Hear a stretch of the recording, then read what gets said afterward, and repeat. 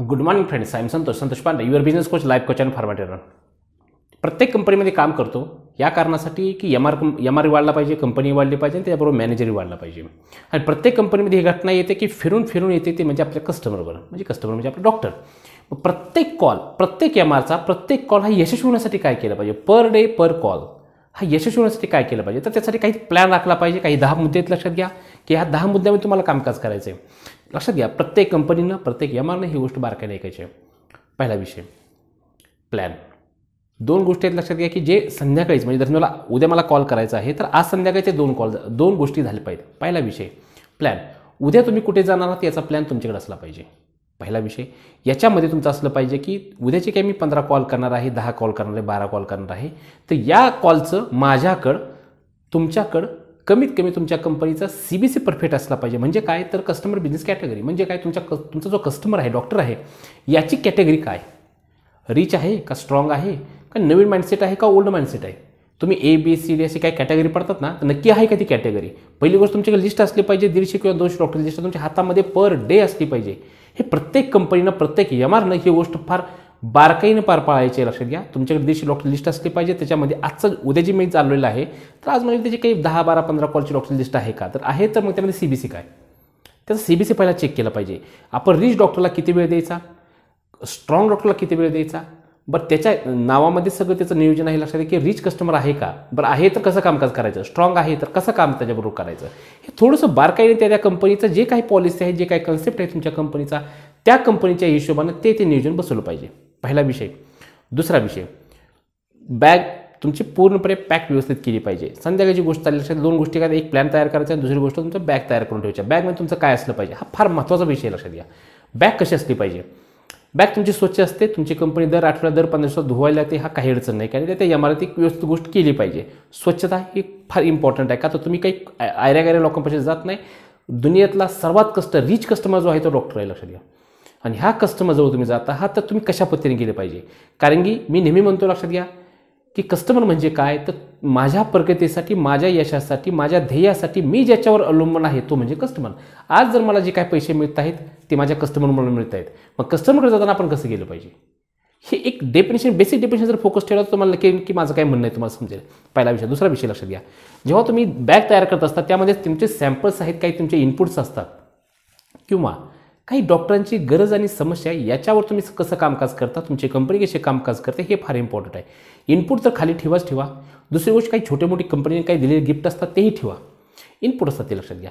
दुसरी गोष्ट काय की तुमची गरज आणि समस्या म्हणजे काय, RCPA. त्याला म्हणतो की मी RCPA केला पाहिजे. RCPA म्हणजे काय, तुम्ही म्हणता रिटेल केमिस्ट प्रिस्क्रिप्शन ऑडिट. नाही, लक्षात घ्या, ती जुनी डेफिनेशन झाली. 60-70 वर्ष ह्या गोष्टी झालीत. आज नवीन डेफिनेशन मार्केटला ओपन होत आहे. ते म्हणजे काय, रिअल कस्टमर पर्सनल ऑडिट. तुम्ही तुमच्या कस्टमरचं पर्सनल ऑडिट करून जे काही तुमची गरज समस्या आहे तुम्ही बॅगमध्ये संध्याकाळी जपून ठेवली पाहिजे. आणि हीच गोष्ट जेव्हा तुम्ही सकाळी जाता तेव्हा त्या डॉक्टरला, त्या डॉक्टरच्या वेळेनं, त्या वेळेनं किंवा तुमच्या बॅगची जी काही सिरीज ठेवलेली आहे त्या पद्धतीने ती डॉक्टरने देता आली पाहिजे. मग ते इनपुट्स असू द्या किंवा तुमची काही गरज आणि समस्या असू द्या. लक्षात घ्या, हे फार बारकाईचा पॉईंट आहे. आपण डॉक्टर पुढे गेल्यानंतर कशाही बॅगा हँडल करायचा प्रयत्न करतो, डॉक्टरचा वेळ जातो. डॉक्टर म्हणतात की नाही, याला हा मॅनेजमेंट करू शकत नाही तर माझंही मॅनेजमेंट करू शकत नाही. कारण डॉक्टर काय आहे, लक्षात घ्या, कस्टमर आपला कोण आहे, रिच आहे. दुसरी गोष्ट कोण आहे, तो पक्का बिझनेसमन आहे. आणि बिझनेसमन लोकांपाशी आपला 1 सेकंदही वेळ परफेक्ट चुकीचा वाया जाता कामा नये. मग ह्या ठिकाणी आपण काय केलं पाहिजे, तर संध्याकाळी त्याचं प्री प्लॅन करून ठेवले पाहिजे. हे प्रत्येकजण करतात, प्रत्येक एमआर करतात, फक्त तुम्ही करत नाही आहे. बस हाच प्रॉब्लेम आहे. लक्षात घ्या, तर थोडंसं ह्या गोष्टी बारकाईने प्रत्येक कंपनीनं, प्रत्येक एमआरने हे जर बारकाईने गोष्ट लक्षात ठेवली तर नक्कीच तुमच्या यशामध्ये याचा भले 2-4% रेशो असू द्या तर नक्कीच त्यामध्ये वाढ होणार. बॅग प्रिपेअर फार इम्पॉर्टंट विषय. लक्षात घ्या, तर थोडं पुढे जाऊया आपण. ही झाल्या 2 गोष्टी तुम्हाला संध्याकाळी करायच्या आहेत. प्रत्येक कॉल पर डॉक्टर पर एमआरचा कॉल हा सक्सेस झाला पाहिजे, याच्यासाठी हा विषय चालला आहे. हे झालं 2 गोष्टी संध्याकाळी तयार करून ठेवा. आज संध्याकाळी मी तयार करू शकतो उद्या जाण्यासाठी कुठेतरी. ओके, तर दुसरा विषय, उत्साहपूर्ण सुरुवात तुमची झाली पाहिजे. म्हणजे नक्की काय, लक्षात घ्या, उत्साहपूर्ण सुरुवात तुमच्या कंपनी होते का, तुमच्या एमआरची होते का, ही गोष्ट फार बारकाईने बघण्याचा उद्देश आहे. सेल्स म्हणजे काय, लक्षात घ्या, the enthusiasm transformation into seller to buyer. तुमच्याकडून तुमच्या व्यक्तीकडे उत्साह ट्रान्सफॉर होतोय का, उत्साहपूर्वक एंट्री होते का, ते फार इम्पॉर्टंट आहे. ही गोष्ट सुद्धा परत हे मोजता येते. पिक्चर क्लिअर करतो. प्रत्येक कंपनीची ही गोष्ट मोजता येते पर एमआरची. तुमच्याकडे तशा काही योग्य गोष्टी असतील तर ते अप्लाय करा. पहिला विषय उत्साहपूर्वक एमआरची एंट्री लक्षात घ्या. एमआरचा उत्साहपूर्वक तुम्ही एंट्री डॉक्टरपाशी गेलं पाहिजे. सकाळी सरासरी 9ला तुमचा कॉल टाईम स्टार्ट झाला पाहिजे. लक्षात घ्या, तुम्ही एमआर नाही आहे मार्केटला, तुम्ही ब्रँड एमआर आहात. आणि ब्रँड एमआर कायमस्वरूपी सरासरी 1-2 वाजेपर्यंत त्याचं सगळं काम संपलेलं असतं. जे काही तुमच्या कंपनी जे काही कॉल रेकॉर्ड असेल त्या पद्धतीने 10 कॉल असो, 12 कॉल असो, 15 कॉल असो, काही असू दे. लक्षात घ्या, जर त्याच्या पुढे तुम्ही काम करत असाल तर समजून चालायचं की तुम्हाला मार्केटचा अजून पक्का अभ्यास नाही की डॉक्टर कोणता किती वाजता कॉल देतो आणि याचा कॉल मी कसा संपवू शकतो. आणि मोस्ट ऑफ दी सकाळचे कॉल बऱ्यापैकी काही रेंज आहेत स्पेसिफिक, जसं की सायकॅट्रिक किंवा अदर रेंज असते त्या ठिकाणी प्लस मायनस कॉल होऊ शकतात. मी त्याबद्दल दुमत नाही, मी जनरल थोडंसं बोलतो ही गोष्टी. तर याच्यामध्ये तुमची उत्साहपूर्वक एंट्री मार्केटला फार होणं गरजेचं आहे. व्हिडिओ थोडा मोठा होतो पण प्रत्येकाने बारकाईने बघायचा विषय. तर लक्षात घ्या, उत्साहपूर्वक सुरुवात असताना सकाळ तुमची 9 वाजता एंट्री झाली पाहिजे विथ युअर गुड पर्सनॅलिटी. तुमची पर्सनॅलिटी कशी असावी या गोष्टीविषयी माझे मागचे व्हिडिओ आहेत. लक्षात घ्या, तर पर्सनॅलिटी मी तुम्हाला समजून येते की माझे पर्सनॅलिटी म्हणजे काही बॉडी स्ट्रक्चर नाही की शर्ट घातला, पॅन्ट चांगली घातली आणि निघाला. नाही, that is not person. Inner आणि आउटर 2 पर्सेंट वेगळे पडतात. आणि इनर आणि आउटर ह्याच्यामध्ये तुमचा एमआर हा इनर पर्सनॅलिटीमध्ये स्ट्रॉंग असला पाहिजे. आउटर पर्सनॅलिटी कोणाची चांगली सर, काय 2 शर्ट चांगले घेतले, 2 पॅन्ट चांगले घेतले म्हणजे काय पर्सनॅलिटी होऊ शकत नाही. लक्षात घ्या, इनर पर्सनॅलिटी त्याचा दिमागमध्ये काय चाललं आहे, त्याचा ॲटिट्यूड काय आहे, तो व्यक्ती त्या ॲटिट्यूड डॉक्टरपाशी कॉलला जातोय का, उत्साहपूर्वक म्हणजे जर डॉक्टरपाशी गेलं तर त्याचा ॲटिट्यूड काय, बाबा हा डॉक्टर कॉल देणार नाही किंवा हा डॉक्टरने कॉल दिला तर माझी ऑर्डर घेणारच नाही, हा डॉक्टर मग काम करू शकत नाही. That is attitude. हा झाला निगेटिव्ह ॲटिट्यूड. तुमचा ॲटिट्यूड कुठला असला पाहिजे तर पॉझिटिव्ह असलं पाहिजे. हा मी ह्या डॉक्टरला कन्व्हर्ट कसा करू, कन्व्हर्जन कसं करू, ही जेव्हा बरं हे कुठनं स्टार्ट होतो तर हा उत्साहपूर्वक एंट्री असेल तर, उत्साहपूर्वक तुमचं दररोजचं काम करा, इंथुझियाम जर तुमच्याकडे असेल तर ही गोष्ट घडते. आणि ॲटिट्यूडसाठी ही फार इम्पॉर्टंट गोष्ट आहे. तुमची उत्साहपूर्वक एंट्री पर डेची असली पाहिजे. या गोष्टीसाठी तुम्हाला काही स्पेसिफिक गोष्टी कराव्या लागतात. थोडं पुढे जाऊया. लक्षात घ्या, दुसरा पुढचा पॉईंट येतो ऑब्झर्वेशन. सर्वात माझा आवडता पॉईंट आहे. लक्षात घ्या, ऑब्झर्वेशन.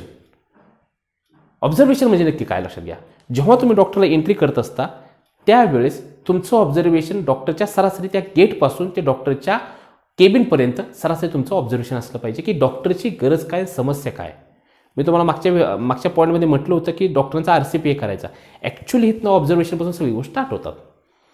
मग तुम्ही डॉक्टरांना देण्यासाठी हे लक्षात घ्या, हे सगळं ब्रँड कंपनी बनण्यासाठीचा विषय चालला आहे, ब्रँड MR बनण्यासाठी विषय चालला आहे. रेग्युलर सेल जर पाहिजे असेल, तुम्ही जी एंट्री करत आहात ती उत्तम आहे, माझं काही दुमत नाही त्याबद्दल.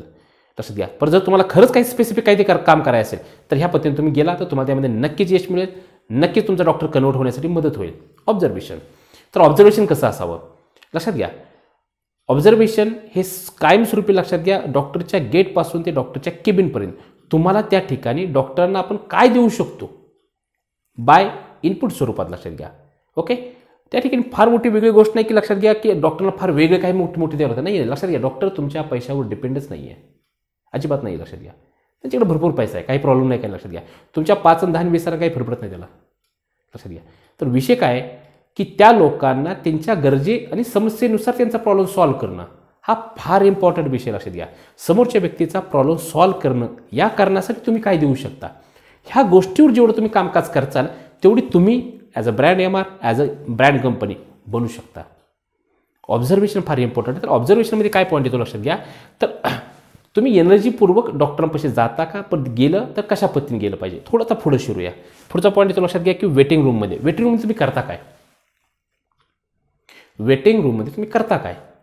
काय नाही सर, मोबाईल घेऊन बसतो आम्ही आणि मोबाईलमध्ये आम्ही जे काही लगेच 10 मिनिटात एक पहिला कॉल करून इथे येऊन बसलो, 10 मिनिटामध्ये कोणालाच माझे फोन येणार आहेत, काही फोन येत नाही. फार मोठी सर लक्षात घ्या, उगाच त्या मोबाईलमध्ये काही चालत बसायचं, साफ चुकीची पद्धत आहे.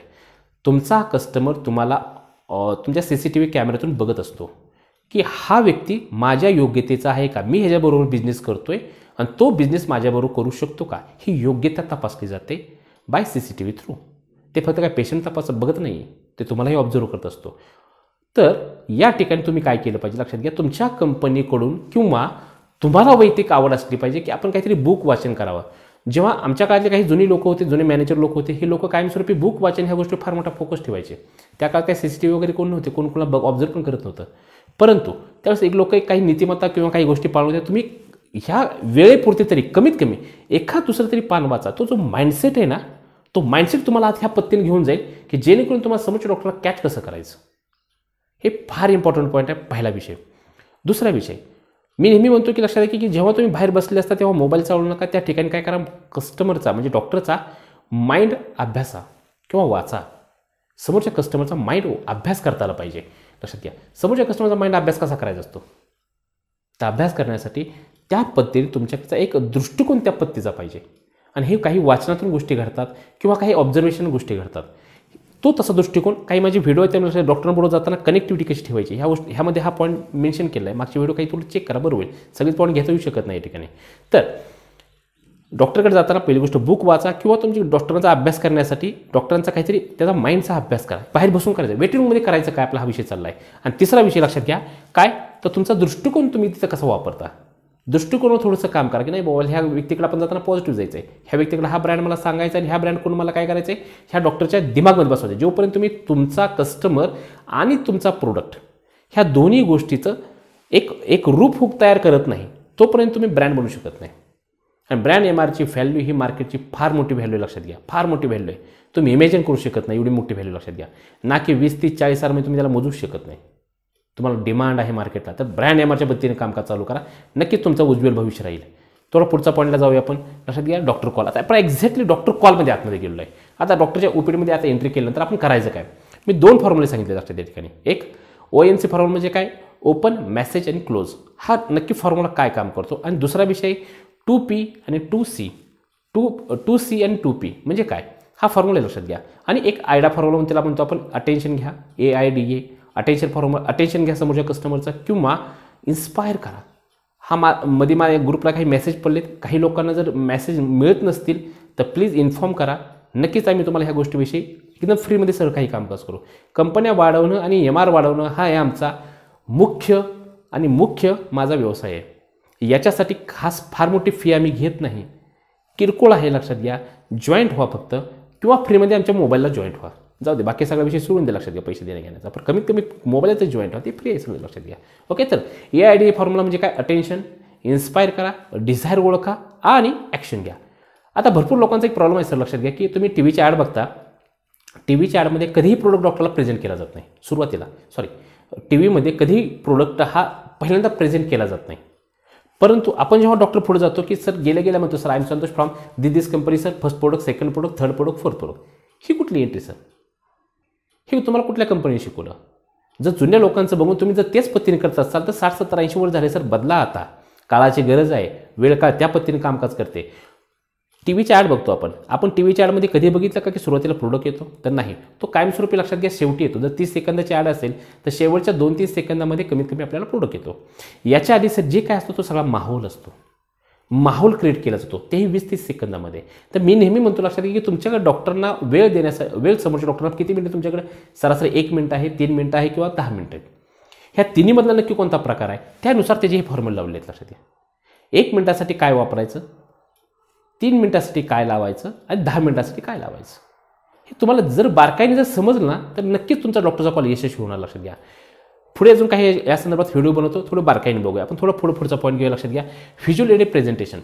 जेव्हा व्हिज्युअल एड तुम्ही प्रेझेंट करत असता नक्की काय प्रकार वापरता, व्हिज्युअल एड प्रेझेंट कधी करावं, गेल्या कधीही व्हिज्युअल प्रेझेंट करायचं नाही. लक्षात घ्या कधीच करायचं नाही, काय नाही.